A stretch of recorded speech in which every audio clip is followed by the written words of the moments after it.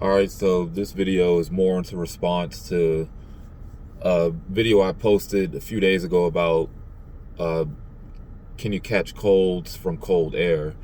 So I got a very negative response from somebody when I posted that video. So I removed them and blocked them and that makes the point of this video is having an opinion versus being open-minded, or being open-minded versus being closed-minded.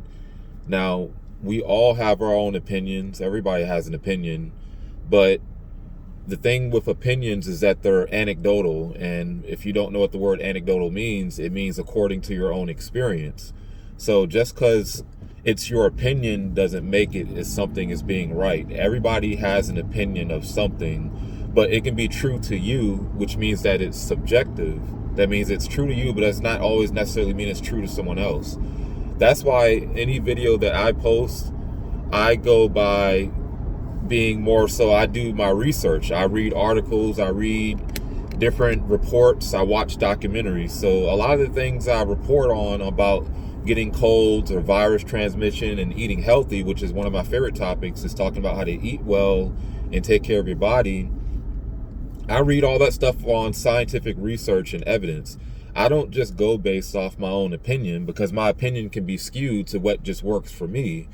Anything that I talk about is going to be about research. It's always going to be some research or level of research that I do to everything, because everyone is ignorant to an extent. Everyone's ignorant to something. There's some things I know better than others, and there's certain things that others know better than I do, but that's how things go.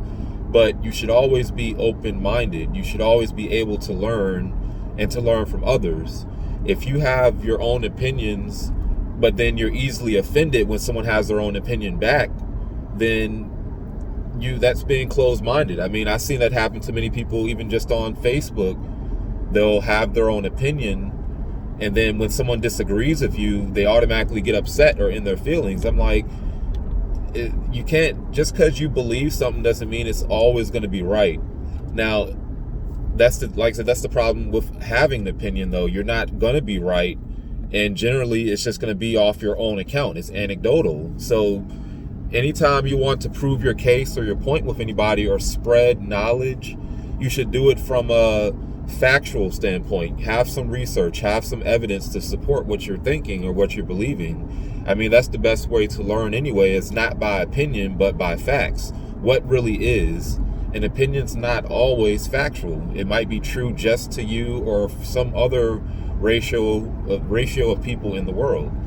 I mean, once you're in that mindset where you think that you're right and that your opinion is correct, then that's where you stop learning. That's why like in another video I posted about networking, one of the biggest things about networking is you're opening yourself up to ideas and broadening your scope from other people's point of views. That's the best way to learn and the best way to be, because what you might think is not always going to get you where you need to be in life. Sometimes broadening your knowledge and listening to other people's accounts and other people's own story on what they might be an expert on or what facts they might have to share. You have to be open-minded. There's no need to bash somebody just because their point of view is different from yours.